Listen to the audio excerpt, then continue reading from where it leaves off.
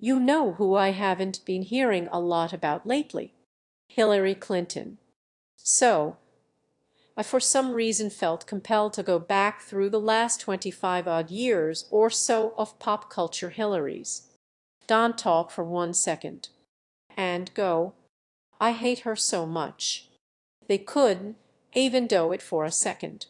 It's easy to forget for those of us who grew up in or after the Clinton era, but a lot of people saw Hillary Clinton as more threatening than Bill because of what she represented. The sprint beside the man, not behind anymore, but beside, not behind anyone.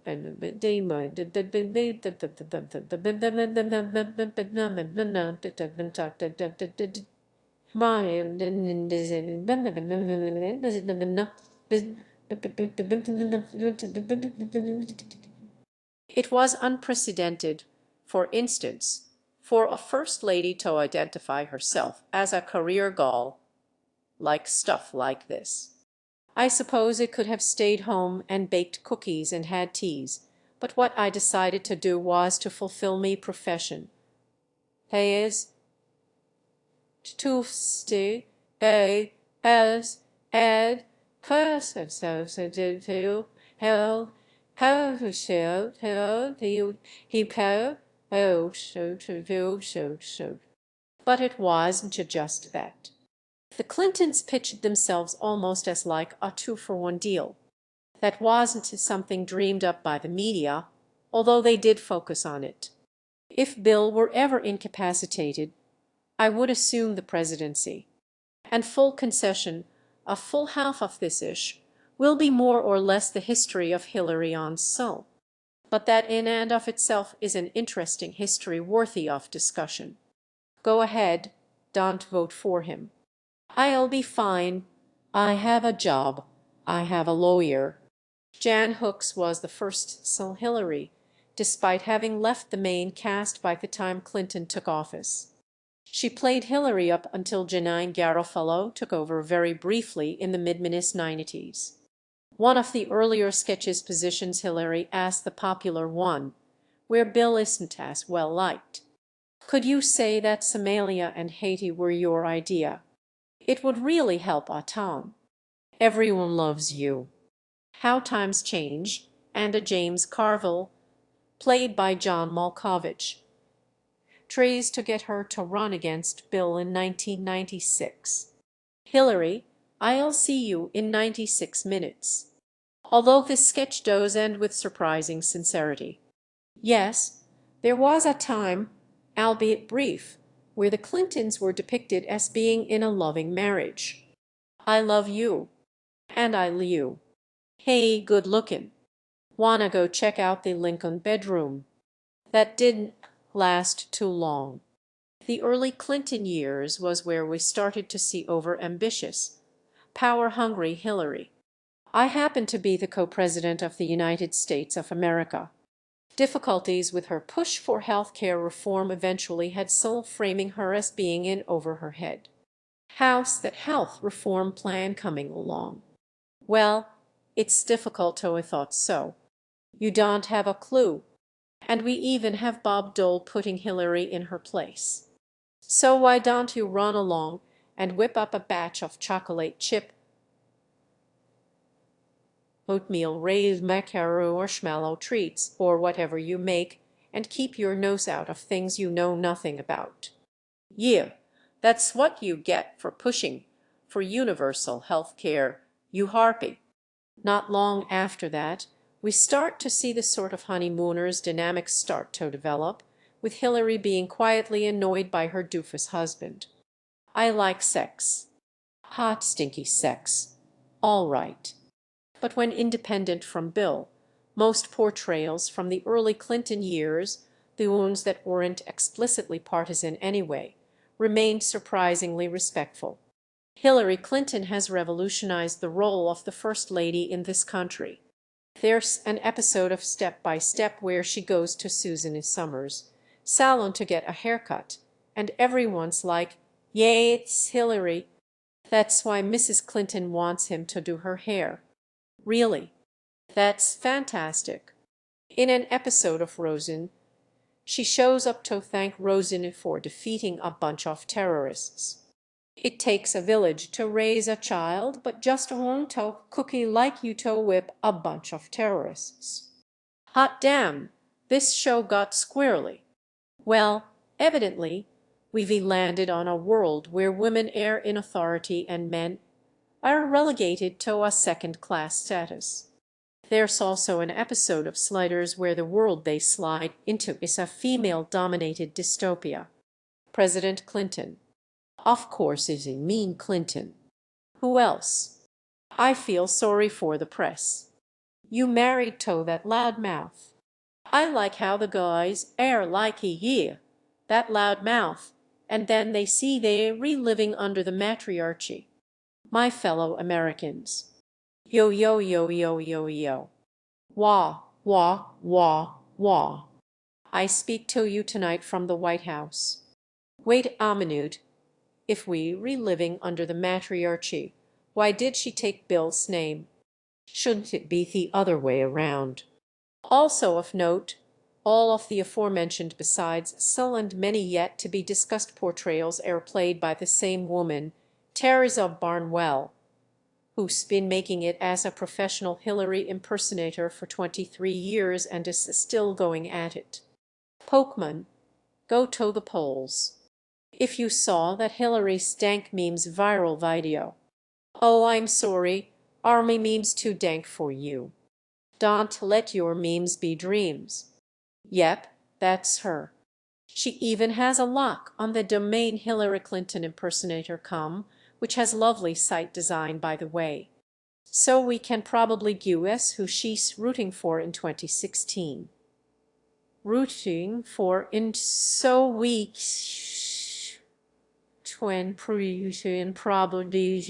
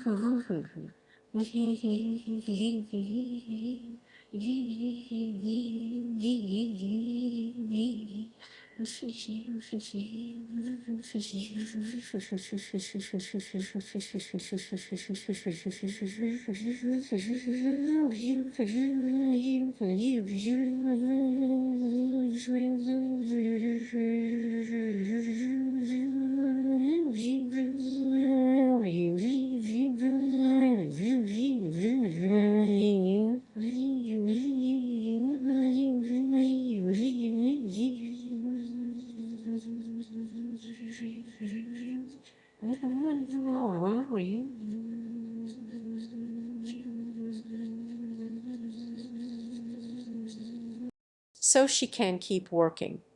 Around the end of Clinton's first term, the joke starts to become that Hillary is the real power behind the throne and Bill is kind of a puppet.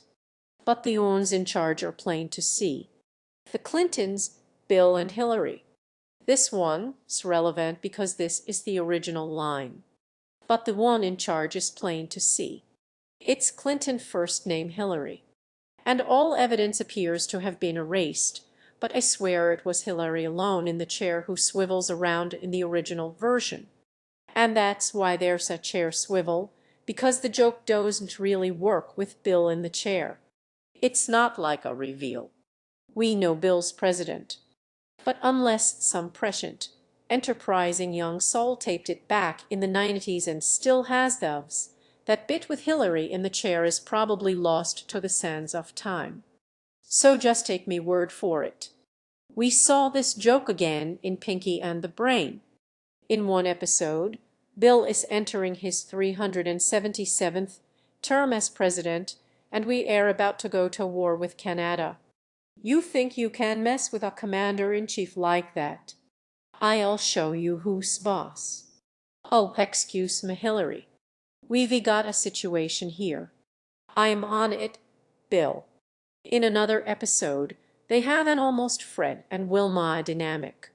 We've got to host a conference to stop this dumbing down of America. Hillary wants to combat the increasing dumbing down of America, and Bill is.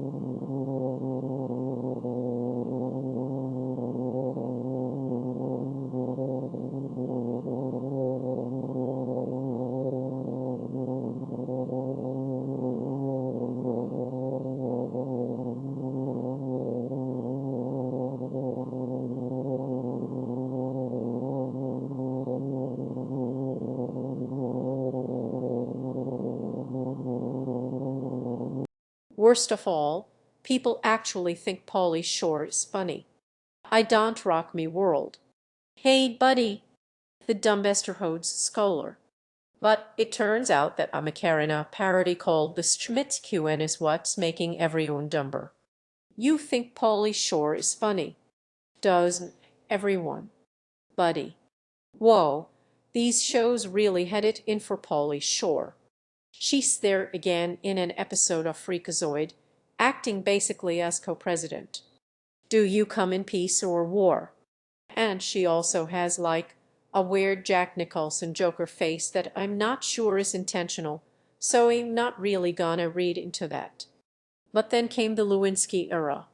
Now all bets were off. All bets were off. It was open season on the Clintons.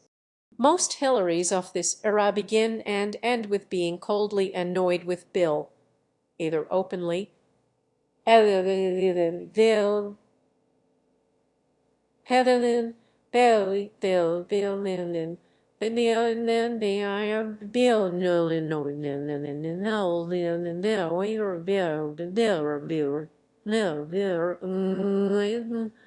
nope, or secretly not so secretly. Good luck, Snookums. Anna Gastier has taken over the role of resident Hillary on Saturday Night Live, and suddenly the Clintons really hate each other. Start yapping, you she witch. And they mind this mutual hatred for a couple years. What are you doing here with that whoremonger? The nanny has the Clintons pop up in a later episode, and it's surprisingly restrained considering the environment at the time. We're trying to get pregnant, but it just doesn't seem to be happening. Is there anything I can do to help? Ah, there it is. During this period, Hillary also made an appearance on the claymation series Celebrity Deathmatch, which, if you don't remember, is exactly what it sounds like, where she battles Monica Lewinsky. I'm here tonight to deliver an uplifting and positive message. I'm gonna uplift this foot right here and positively kick Monica Lewinsky's big fat ass. And though Hillary ends up dealing most of the violence, I'm not sure even Hillary's health care plan would cover this kind of punishment. The match ends with the two of them teaming up to fight the real enemy. This is gonna get really messy. Off screen, which is surprisingly restrained for this show. It didn't take so too long to expand past the hateful honeymooners thing, as that got old pretty quick.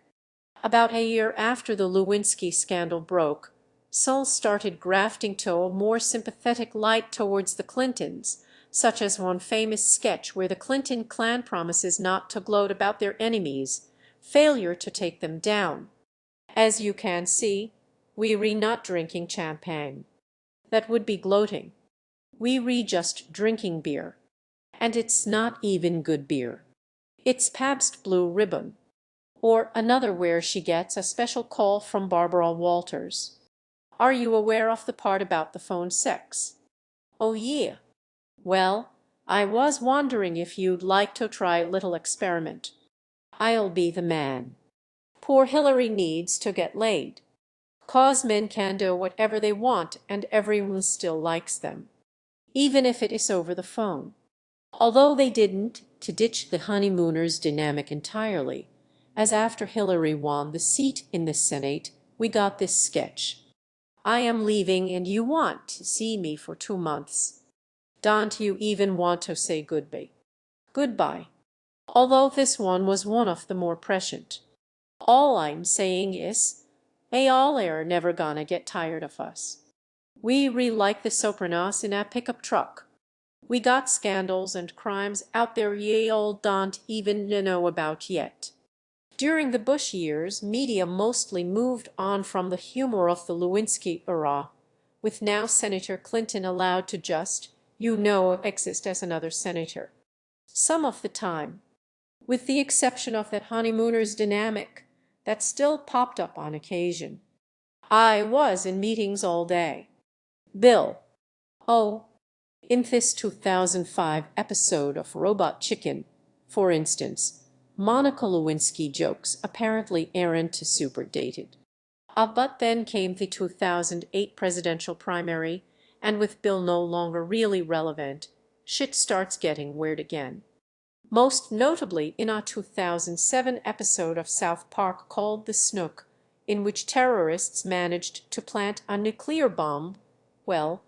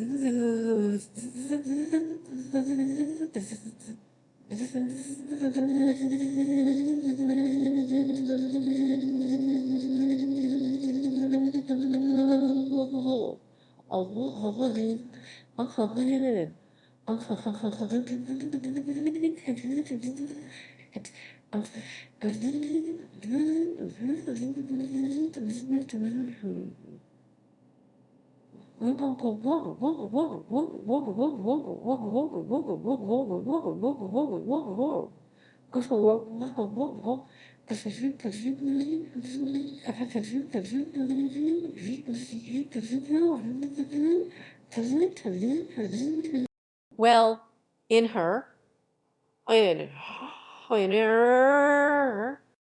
her what? In her snatch, sir. She doesn't really have a personality, purse, or an impersonation, really. Oh me, where did that come from? Oh me, Senator Southern Belle. But she does have a big butt and a horrible man-eating vagina. Because old woman era gross, am I right? She also shows up in the Simpsons movie as if she sap, and she seems pretty happy about it too. But despite her depictions growing more and more independent of Bill, the me-doofus husband dynamic is to completely gone. We see again in our 2007 episode of Mind of Menci, only this time Bill is secretly running things behind her back and using his womanizing as a front. Life is coming. Oh, well, you can't let her know we re-saving the world behind her back. So we gonna have to get on this desk and spread them for freedom. I guess this counts as an inversion of what we saw in the 90s. But the most memorable iteration of this era was Amy Poehler's Hillary on Saturday Night Live. Someone so annoying, so pushy, so grating, so bossy and shrill, with a personality so unpleasant. Today, Cell's longest-running Hillary, and there have been quite a few. There were some sketches which were more sympathetic even during the primary, because this was back when Obama was the new hotness to the point of parody. Like nearly everyone in the news media, the three of us are totally in the tank for Senator Obama. But the joke with Poehler's Hillary is that she's cold and conniving and will say anything to get elected. I'm not going to reverse me stance on the war a second time. Unless, of course, they want me to. And also her bottomless ambition is a joke. Is there anyone in the Fin country who didn't to know he was running for president? I've been running for president since I was 5.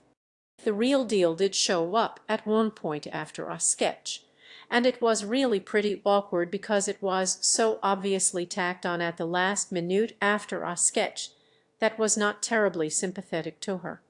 Because I simply adore Amy's impression of me. Oh well, my ears are ringing. Poehler, Hillary was really deeply unsympathetic during the 8 primary. I am a sore loser. But as soon as she wasn't running anymore, that changed pretty quick. We are crossing party lines to address the now a very ugly role that sexism is playing in the campaign, an issue which I am frankly surprised to hear people suddenly care about. This also correlates with the trend that Hillary's approval ratings are generally pretty high. You know, as long as she's not running for office. I didn't want a woman to be president. I wanted to be president, and I just happened to be a woman. Then after that came Hillary as Secretary of State, which kind of gave rise to the trend of Hillary the angry, embittered baitus. Nice to talk to you, Pierre. Phew, dream stealer. Damn, some people's just too angry. Oh yeah, and mad, and who's trying to be around again, and it's still pretty bad. And Hillary, what did you say was your biggest pet peeve with Bill? Hey, 1998 called. They want you to stop stealing their even then unfunny jokes. Vanessa Bayer took over for Poehler on Cell. It turns me on when you deceive the American public. Then you must be turned on 24-7. And like her character in Trainwreck, her Hillary is more awkwardly smiley than cold and conniving. Stop smiling. That's even more. But then finally, Kate McKinnon descended from her cloud of sparkles and light to take over as Hillary in Residence on Sol. I wasn't born yesterday. I was born 67 years ago, and I have been planning on being president ever since. A performance which would help her win an Emmy. Thank you, Ellen DeGeneres. Thank you, Hillary Clinton.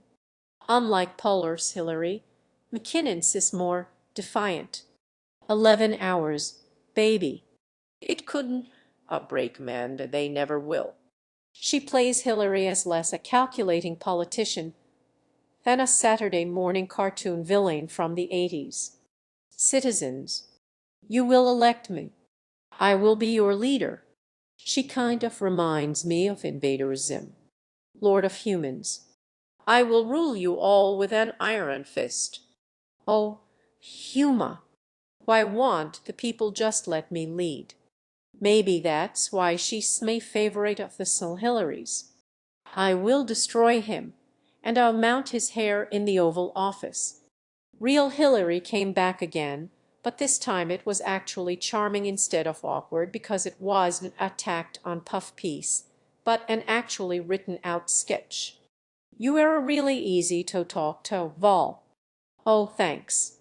You know, that's the first time I've ever heard that, albeit lovingly, dares to call her out on her record. It really is great how long you've supported gay marriage. Yes, I could have supported it sooner. Well, you did it pretty soon. You did it pretty soon. You